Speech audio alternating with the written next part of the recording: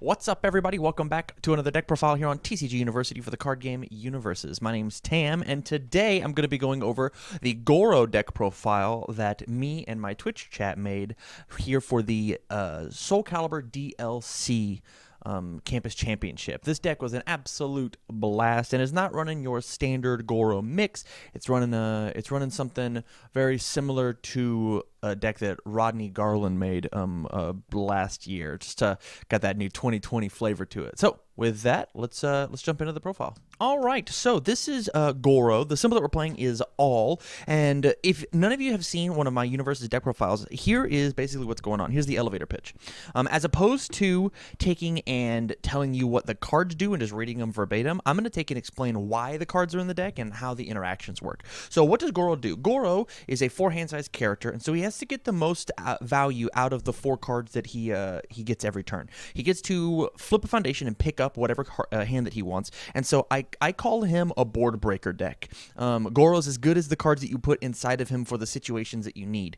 This deck is very much, I'm going to pick up these 4 cards, and these 4 cards are going to turn closer into 8 cards as I continue to plus and push through damage and mill my deck. And so he gives everything plus 4 damage, which is essentially a second attack by itself, especially in our deck, because a lot of our attacks are just 4 damage. So he doubles all the damage of all the attacks, and all of his face downs count as 2 foundations, which makes up for the fact that he can't build very many foundations, having started the game with only 4 foundations in hand. So the elevator pitch, we make things real big, we value out as much as we can, and I get to pick the 4 cards that I think are going to get the most value breaking my opponent's board. Looking at the puzzle that they've given me, the big weakness Goro has is what's in my opponent's hand, because if there's something on the board, I definitely can...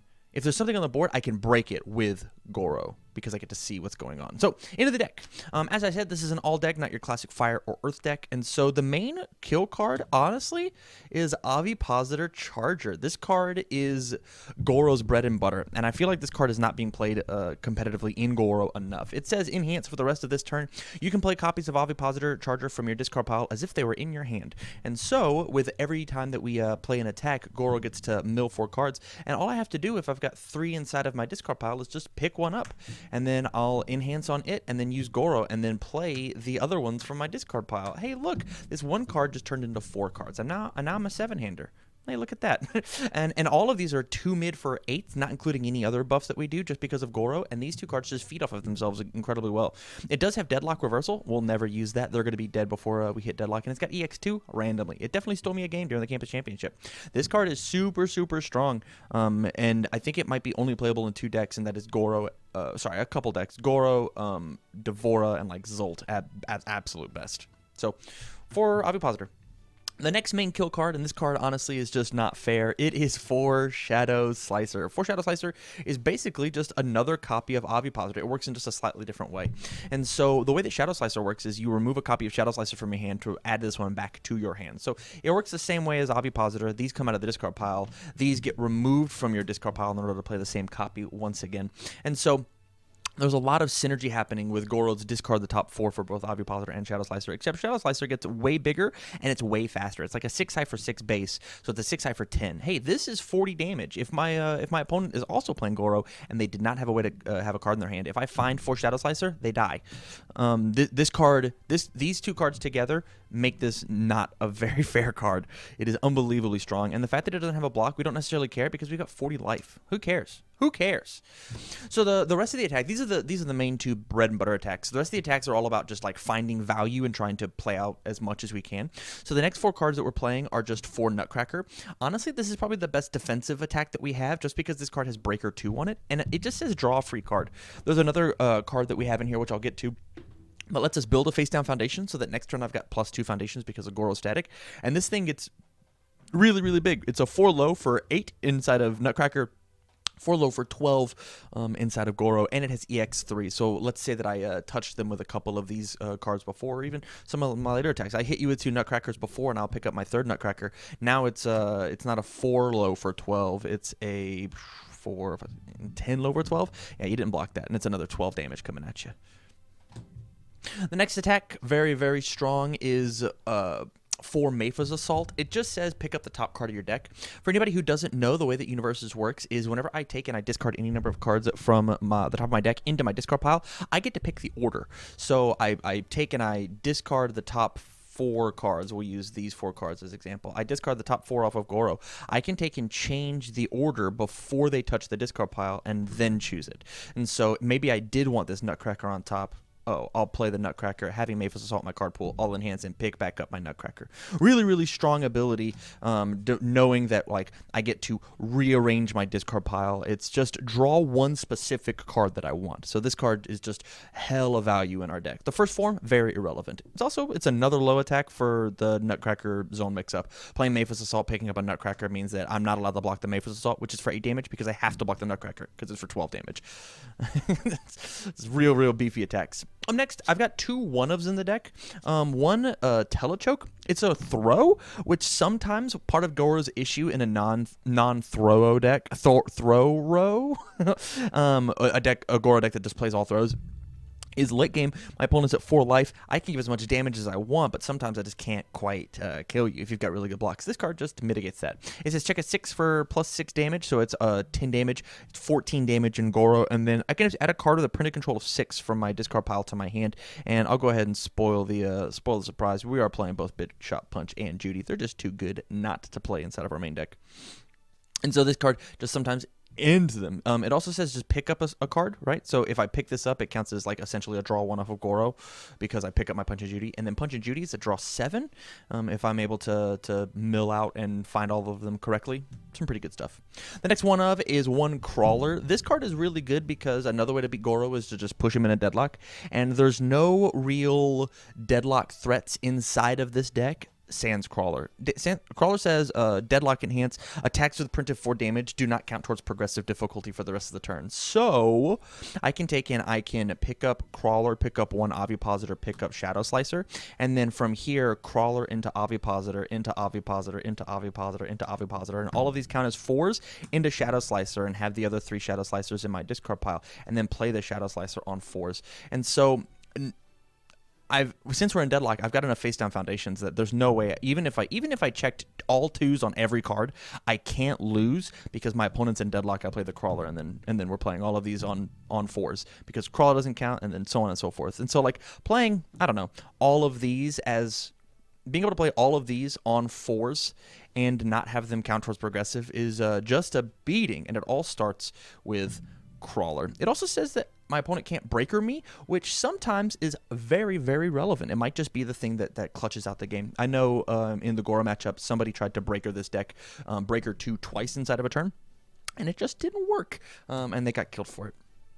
The last 4 cards are actually irrelevant. They're Yamada Supia. They were played inside of the Campus Championship deck, but they should not exist. This card was never played as a form one time, and it honestly was never played as a block one time. This card should not be in here. But if you are a crazy person like me and you want the high block zone, it is the best 4 damage attack with a relevant high block and a relevant effect.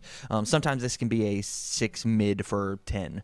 Sometimes. Other times, you want to pick up literally any other attack in your deck that's not this card. So, doesn't need to be here. Probably could just be more foundations, more defensive tools, maybe even actions, honestly. Okay, so that was all the attacks. That's how we're killing people. Now I need to get into the second part of the deck, which is what are the support cards. It's super easy. The elevator pitch for the deck is play 4 damage attacks and kill them, and here is why. So since we are milling 4 cards on every single one of our attacks, we are playing 4 of the Big Shot Judy, which says this attack gets +3 or -3 speed, and then I get to pick up a Big Shot Punch from my discard pile. I'm discarding 4 cards every time that I play an attack, and so getting these as well as these 4 Big Shot Punch into my discard pile is easy, which the card says +3 or -3 damage. Honestly, they're best used for defense because we're already able to push damage on stuff. These cards saying -12 speed, -12 damage is just relevant enough to keep my 40 health alive. Making sure that I can block at least one thing a turn might be the key between, or might be the difference from victory or defeat. So In addition to Goro's mill 4, I actually want to mill even more cards because the goal of this deck is to find all 4 Ovipositors and all 4 Shadow Slicers on turn 2 if possible, because I will be able to pass them if I can sling out these attacks turns. So the next card that we're playing is Soul of the Sword. It says enhance, discard the top 3 cards of your deck. This deck is +1 damage. It does have this little fire symbol beside it, which does not mean that your deck has to be under fire. It means that your character just has to have that. So I could be playing this card under all or fire or evil if my character had the evil. I was playing an evil deck and my character also had the fire symbol. Super, super relevant effect. Every turn this says, every one of my attacks, if I have both of these, I mill 7 cards, which is almost a 1/6 of my deck. If I have 2 of these out, I literally mill a 1/6 of my deck every time that I play a card. Incredibly, incredibly strong. And +6 damage is nothing to sneeze at. Up next, we're playing 4 Profane Sanctuary. Enhance once per turn. We both discard the top 2 cards of our deck. I don't necessarily care if my opponent mills. And then the response breaker is incredibly important because I'm trying to play as many cards as possible and I don't have a very high hand size. If I haven't flipped up enough foundations, then I'm probably just going to lose. I have to be able to play out as much as I can, as much as I possibly can. Up next, we're playing Double Sense of Morals. This is just discard the top card of your deck on every single enhance, both my enhances and your enhances, as well as a little bit of stun hate. It feels really, really bad whenever my opponent commits one of my face down foundations, and I've just got ready 2 foundations every time that I check a 4, which is just helping my game plan. This card says that my opponent's not allowed to stun me at all as soon as this card hits the board, as well as it's a beautiful target for Nutcracker to be dropped in on. Did I miss my Nutcracker? Where you at? Beautiful target for a Nutcracker to be dropped in on. This card says that my card doesn't count towards progressive, and I get to draw an additional card. It works really, really well. As well as we're playing Triple Burning with Revenge. This card works incredibly well inside of Goro, especially with the Nutcracker, because I Nutcracker, add in Burning, mill my top 4, and then build this as a face-down foundation. On Goro's next turn, this foundation counts as 2. So not only did my Nutcracker build me 2 foundations, draw me a card, get 4 damage, get 2 damage, get 4 damage. Next turn, it's just going to be insane because I just built my 2. Really, really strong stuff. A lot of synergy. So the main reason I care about all of these mills, and probably my favorite card of the entire deck, it actually saved my life during one of the campus championship matches, is the card Transmutation. Transmutation says enhance once per turn, reveal an attack or foundation from your hand. If the top card of your discard pile shares the name of that revealed card, added to your hand. So is basically Mayfa's Assault once per turn on an action. So let's say that I had Soul of the Swords in my hand and a Transmutation on top of my deck. I discard the top 4 with Goro and I find Soul of the Swords. Well, then I'll just reveal the one Soul of the Swords, Soul of the Swords, excuse me, and pick another one up. It's really, really strong in order to do these type of plays so that you can Ovipositor whenever your deck's about to run out, or it gives you another card in your hand for whenever you play and make an Ovipositor play and you check a little poorly, you can discard that extra card in order to help out your game plan. Yeah, it's a 3/5, and if at worst we just flip it with First Form on Goro in order to pick up our hand, if we know we're just going to kill them with Ovipositors and Shadow Slicers. Up next, we've got a little bit of a proliferary stats, and so the reason we're playing the all 4 damage package is because I wanted to really play Prolonged Espionage. This is one of my favorite cards outside of the Mortal Kombat set, and this card just says my 4 damage attack gets +1/+1, and if I'm in deadlock, my attack is +2/+2.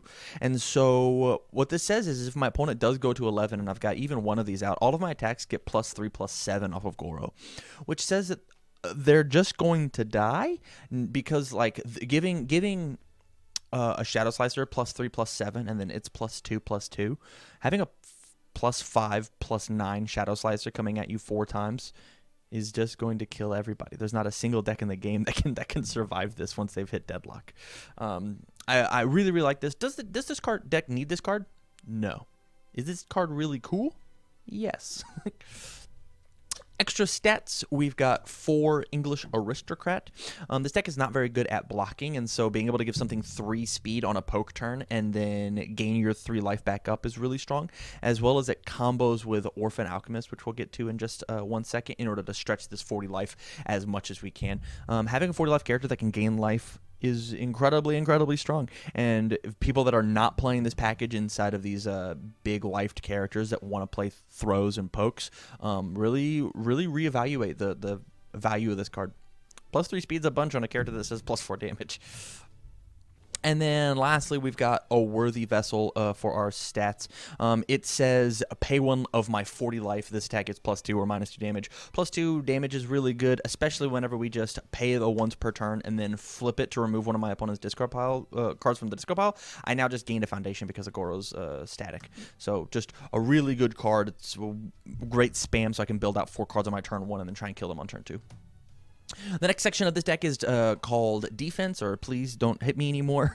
The first card that we're playing is for Shokin Prince. This card says that I bring the game to an absolute standstill. And here's the important part about Shokin Prince. Shokin Prince is a little bit of my deadlock pressure. It forces my opponent into deadlock because they have to build enough foundations in order to play the game. And then once they hit deadlock, I play the Crawler. And now, sure, all of my stuff has plus extra difficulty, but now it just doesn't count towards progressive. And so I can slowly start committing these cards, and they don't count towards progressive. This expands the game long enough to make my Ovipositor Shadow Slicer plays happen. It's just really, really good defense. Fun fact, this also touches assets, which are amazing right now, as well as actions, which are just as strong as assets. So it just says non-foundation cards get plus difficulty. I mean, playing your Let's Cut Loose on a 7 just does not seem just doesn't seem viable anymore once we've got my all 4 Shokin Princes out. My other defensive cards are, I'm playing Triple Fei Fei. It just says flip for -3 speed. So in Goro, this says flip for -3 speed, and I get to build an additional foundation because now my face down's count towards 2. Strong stuff. I could have put this card up in mill, but it's not its real job, honestly. Telekinetic Mastery is just a response check a 6 after your opponent increases the speed or damage of this attack. It gets a +2 or -2 speed or damage. Normally we just pick damage because we don't have a lot of cards in our hand. I will note, and the reason it's down here is, let's say I've got a face down with Goro, and I check a 4 off of the Telekinetic Mastery. I cannot commit this for 2 because Goro says to play a card, and I'm not playing a card. I'm making a cost of checking a 6. So really, really important distinction. As well as this card is anti-discard hate. I said that right. Yeah. Sorry, this is discard hate, not anti-discard hate.